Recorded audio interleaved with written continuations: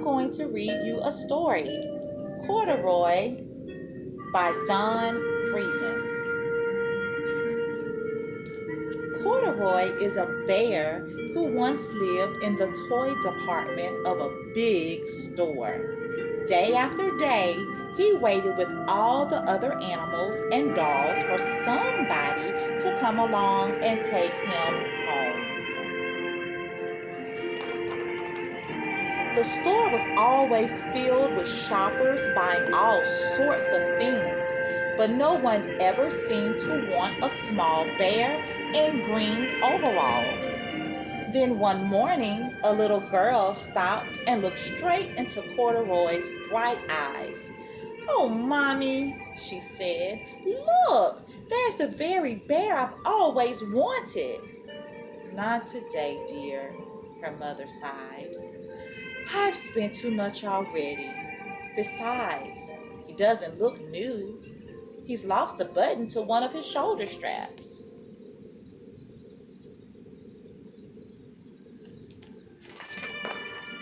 Corduroy watched them sadly as they walked away.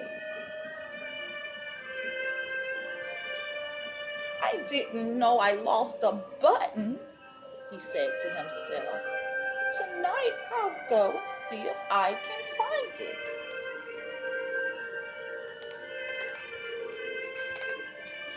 Late that evening, when all the shoppers had gone and the doors were shut and locked, Corduroy climbed carefully down from his shelf and began searching everywhere on the floor for his lost button.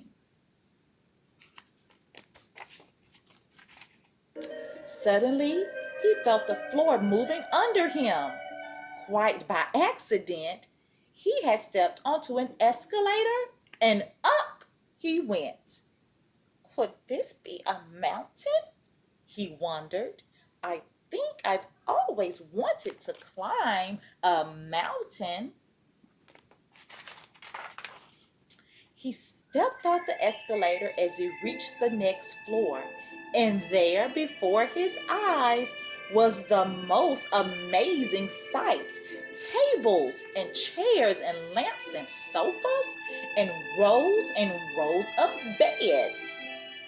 "This must be a palace," Corduroy gasped. "I guess I've always wanted to live in a palace." He wandered around admiring the furniture. "This must be a bed," he said. "I've always wanted to sleep in a bed." And up he crawled onto a large, thick mattress.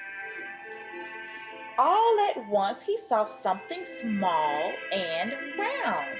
"Why, here's my button," he cried, and he tried to pick it up. But like all the other buttons on the mattress, it was tied down tight. He yanked and pulled with both paws until pop! Off came the button, and off the mattress Corduroy toppled, bang, into a tall foreign lamp. Over it fell with a crash. Corduroy didn't know it, but there was someone else awake in the store. The night watchman was going his rounds on the floor above. When he heard the crash, he came dashing down the escalator. "Now, who in the world did that?" he exclaimed. "Somebody must be hiding around here."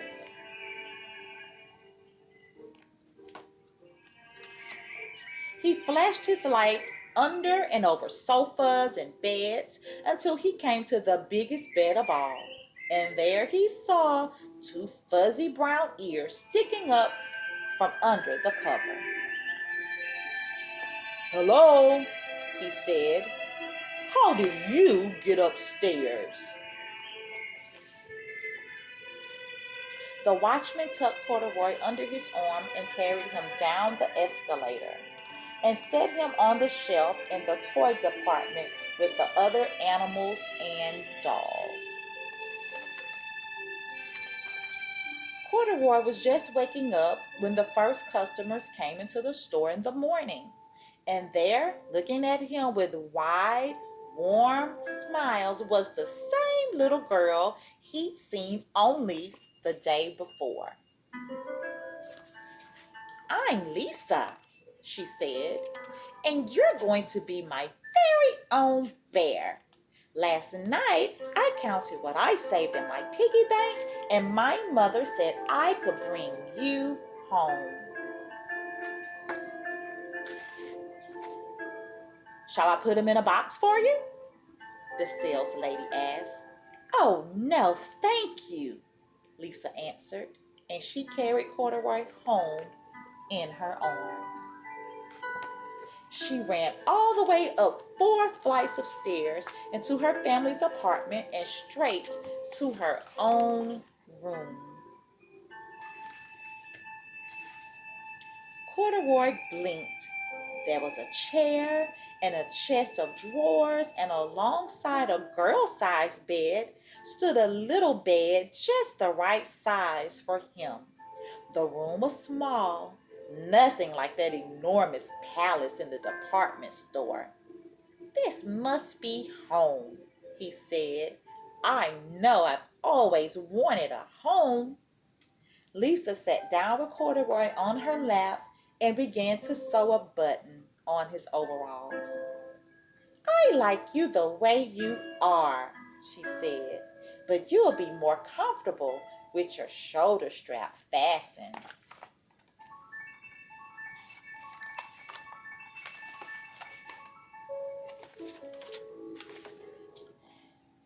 "You must be a friend," said Corduroy. "I've always wanted a friend." "Me too," said Lisa, and gave him a big hug. And that's the story of Corduroy.